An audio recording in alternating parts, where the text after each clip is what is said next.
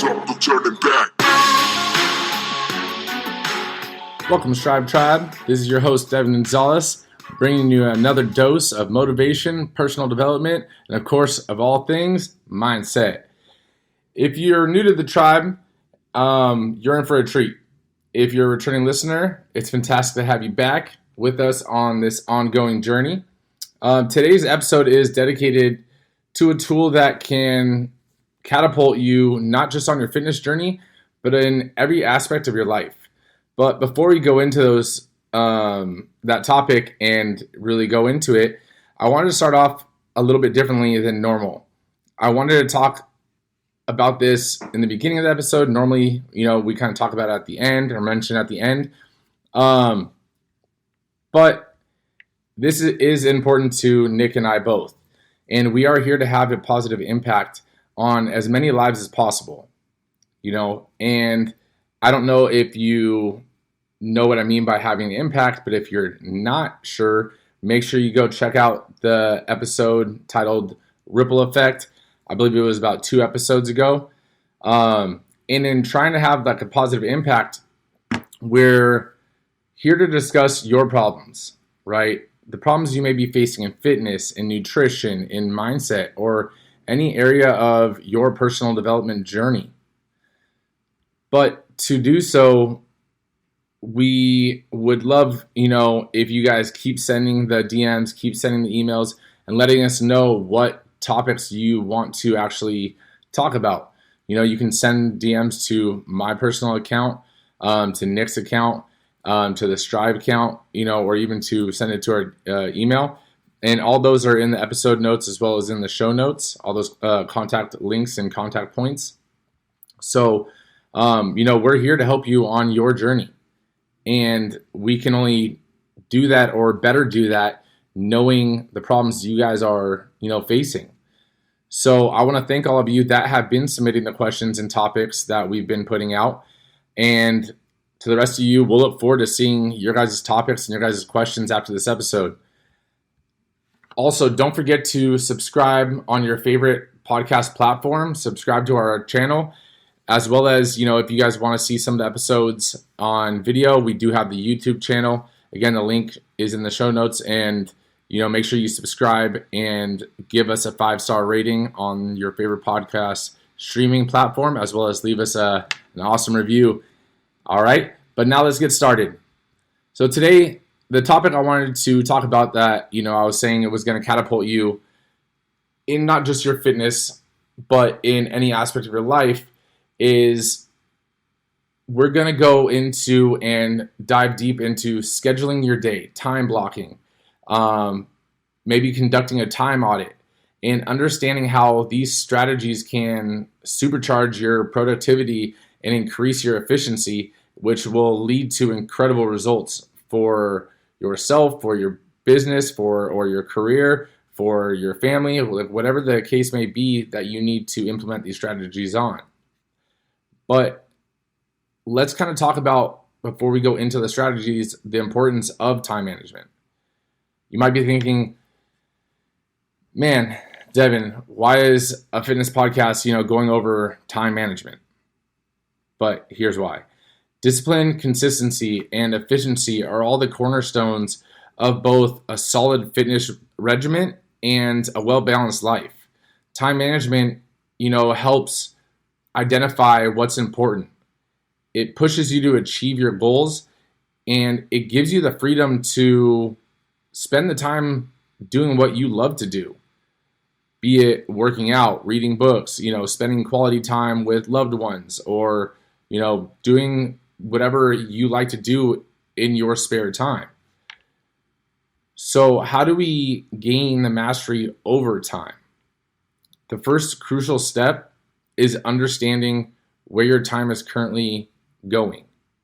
And we can do this through that thing I was mentioning in the beginning called time auditing, or doing a time audit.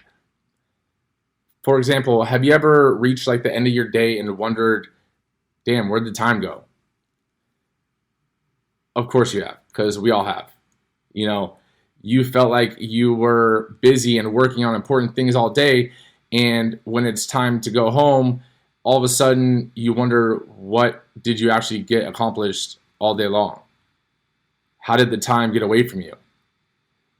If you want to figure out where that time actually goes, not just in work, but in life, in your free time, when you plan on doing, a bunch of different tasks or chores or whatever, and they never get accomplished because you tell yourself you don't have enough time, this allows you to kind of see where your time is actually being spent and actually make your day a little more efficient. But simply put, a time audit is keeping track of what you do during the day. You'll want to track your time over a period of, let's say, a couple days. If you want to do a whole week, by all means, so that you can get a better idea of how you're spending your time. This way, you can look it over and examine and analyze how you're actually spending the time versus how you truly want to spend your time. When you track your activities for a week or more, you can pinpoint what kind of types of activities take up the most time, especially the most of your time.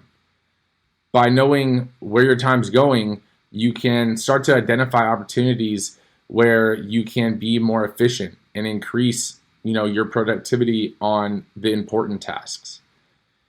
And in doing that and increasing that productivity, it can make you feel, a lot happier because you're staying on task. You're completing the projects that you told yourself you're going to complete. You're getting to actually get the things that are stressing you out because they're not done yet finished before you would actually normally finish them and prolong on doing them and wait before they actually become a stressor. Because all of a sudden you procrastinate a task and you're doing all these little things, and all of a sudden you're like, damn, I gotta have this done in a day, or damn, we have to leave already, and I was gonna do all these things. So now that allows you to actually analyze where are you actually spending your time, whether you realize it or not. And there's many ways to conduct, a time audit, but let's kind of talk about a few of the simple steps you could start following. Determine how you will track your activities. And then you're going to determine how often you'll be reminded to track your tasks, like time periods. Then you're going to analyze the data that you've been tracking and determine where you can improve it. And then plan and prioritize your actual tasks that are important to you instead of just sitting on the couch and eating bonbons and scrolling through Instagram. But when you're tracking your daily activities, at the core of doing this time audit, you're recording the work that you do throughout the day. There is no right or wrong way to record your activities. Your method can be as low tech as writing everything down with a pen and paper, or it could be tech savvy and you could start using a time tracking app or website or software on your computer or phone. Whatever is comfortable for you and is the right method for you. So whatever floats your boat. But don't worry about writing all the detailed descriptions for each task, because now you're spending time trying to write down your time, right? So record basically the overview of the task and the time period that you worked on it. For example, email, and then basically time, and then you could also set alarm reminders to record your tasks. Like for if you want to, record what you accomplished in an hour, every hour. If you want to record your tasks every 15 minutes, every 2 hours, it's up to you. But realize the longer period that you set to track your tasks, things can slip under the cracks. So I recommend probably doing it within the hour and seeing how much you actually get done each hour. Because you can get a ton done in an hour if you actually were focused on it. So set that alarm and actually, have yourself be like, okay, cool, damn, what did I get done? Shit, I've been on Instagram for the last hour. Damn, I started swiping down, or I went down the YouTube rabbit hole. But the world's best and most sophisticated time tracking software won't do you any good if you don't actually look at it. Even if you have incredibly great memory, the chances are you will probably get busy at some point and forget to record your activities for one of those time periods. So you need to determine how you will actually remind yourself to record that data. If you always have your phone with you, all you need to do is set an alarm on your phone and, just throw it in your notepad. If you spend most of your day on your laptop or your desktop or something like that, like your computer, create an alarm that makes a sound or a visual, like a little pop-up alert, and let you know it's time to record. But make sure that when that alarm goes off, you're not like, okay, I'll record it in a minute, or I'll record it in a little bit, and then all of a sudden now you forgot, and now it's 2 or 3 alarm clocks that have gone by and you haven't recorded shit, right? You want to be honest with yourself, because at the end of the day, no one's going to be looking at this but you. So the more honest you are with yourself, the more honest your results are going to be, and the better changes that you can actually implement. So when determining how frequently you're going to set your alarms or record, also kind of look at your days. How many days are you going to actually try to do this for? And think about your day, and if you're busy and you're in meetings for the first morning, how long are your actual meetings? And set it for that kind of time interval. But if, for example, let's say you're at work and your work is pretty much the same every single day, then you may not need to record your work tasks for several days in a row. You may want to record, your work days like every other day, or spread it out, because otherwise you're going to be recording the same things if you're getting the same task done each day, each shift, or whatever. But for example, you could record all the work that you do on Mondays, Wednesdays, and Fridays, for the first week, and then on the next week, maybe Tuesdays and Thursdays, see if there's any pattern changes. But after you record all this data and stuff, the main thing is that you're actually analyzing it and looking back at it, right? Determine where your time is going. And you can do this not just at work, right? So your time audit could be including in the time audit could be your drive to work, your drive home from work, and then what does your day look like once you actually get home from work? You have to also realize, what is your goal for this time audit? Is it to increase your work output? Is it to increase and grow your business? Is it to spend more time with family? Is it to, find out where you can actually create content if you're an influencer? Is it you telling yourself you don't have enough time to work out, so you're trying to figure out if you actually can schedule it in somewhere? But either way, you need to analyze after you recorded this, or else it doesn't really do you any good. After you're looking at all your activities that you've recorded, look at the items that you often do during the day, that you see on your time audit more than once. For example, if you recorded like 10 or 15 minutes looking at an email every hour, then that activity is taking a significant amount of time that could be used on other work. Place your activities into, different categories, and you can categorize it how you want. You can have, one category for very important. You could have one for like kind of important, and then one for not important at all. You can put it into 4 categories. It depends on how you want to do it and structure it, but start to categorize your tasks. And then after you have categorized all your tasks, make sure that you're realizing, are you just doing the not important tasks, or are you actually getting the important ones done first, or are you kind of just pushing that important one down the line? But I know some of your unimportant tasks might be important in a given day or meeting or whatever, so there are exceptions to the rule, kind of, but it's one of those things where, again, you're the only one that is going to be honest with yourself or lie to yourself. So just make the rankings of your importance you know, how you see fit, you know.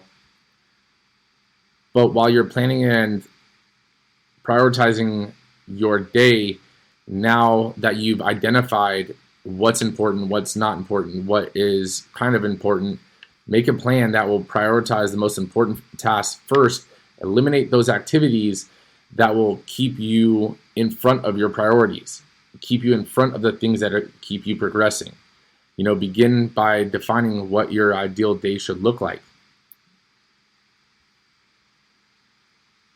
This audit is going to help you prioritize your time, yes, and be more productive, yes, but also it's to make sure that you're not creating unnecessary stressors in your life, because when we prolong tasks that are actually important tasks that need to get done, then we wait till the last minute for us to try to complete them, and then it starts to stress us out. And your work isn't, one, going to be the best when you are stressed, and then two, you're creating a hormonal imbalance because your cortisol levels are going up and all this stuff because of your stressors, when in reality you could have knocked this shit out, but you decided to, you know, go on Instagram every morning for 15 minutes, you know, or you might have been on, you know, on the phone talking to your friend or talking to your loved one just to talk to them when you knew you were just prolonging getting the things done.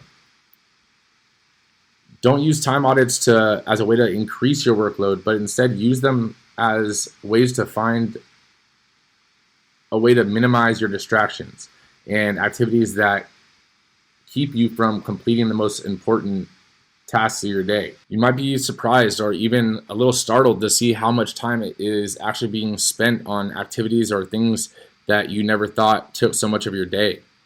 The audit's going to provide a clear picture of your time expenditure and help you identify areas of improvement, right? And to make those areas a little bit better. Just maybe it's a small tweak, or maybe it's cutting a task that is pointless out. But let's take another practical look and a practical scenario. For instance, suppose you're spending time like 3 hours a day, you know, scrolling through social media, and that's 3 hours not in one sitting, but 3 hours combined. That equates to 21 hours a week. Now imagine if you could redirect that fraction of time each day of 3 hours towards an activity that is going to truly add value to your life. That's an extra hour at the gym. That's time invested in meal prepping. That's time spent with, you know, your loved ones, your kids. You know, that's time you get to do your favorite hobby. But once you've done the time audit and you've categorized your tasks and stuff, you know, now start actually scheduling those tasks into your upcoming days. And then now you can look where those empty time blocks are, you know, for the hour here, 30 minutes there. And now you can start scheduling and set aside times a slot for, you know, the tasks that you want to do, when you want to do them, right? You can block times for the tasks that need to get done around maybe, you know, like spending time with the kids. It might not be at the most ideal time for a task because it might be conflicting with a task. But now you can move that block of task time around so that you can, you know, engage with your kids or go to your kids' soccer games or whatever the case may be. But like, for example, like you might block out 6 a.m. to 7 a.m. for a morning workout, 7 a.m. to 8 a.m. breakfast and getting ready, and then 9 a.m. or 8 a.m. to 9 a.m. driving to work, you know, and now you can plan it out that way. 10 a.m. to 11 a.m. Work on project XYZ, you know. This strategy aims to reduce your cognitive load that comes with switching between tasks after task after task and kills your productivity. But the thing is, you have to be consistent with it as well. Because now that we've talked about like the groundwork, we got to talk about the execution. And as with any new habit, the trick isn't just to start small and maintain. It's being consistent, right? And so you want to start small, maintain that habit and stay consistent with it. And you might begin just scheduling one part of your day So let's say your morning routine or your workout time, once you're comfortable with that, then you can gradually start scheduling in more. And then let's remember the ultimate goal isn't to pack on as much possible into your day. It's about optimizing your time, focusing what truly matters, and carving out the time for what enhances your life and what fills your cup. Because time, honestly, guys, it's the only resource that we can't get back. So I know we've talked about power lists in previous episodes, but maybe we'll do another episode on like creating a power list, because that's one way you can kind of work your scheduling in, as well as creating your power list, your 5 tasks for the day.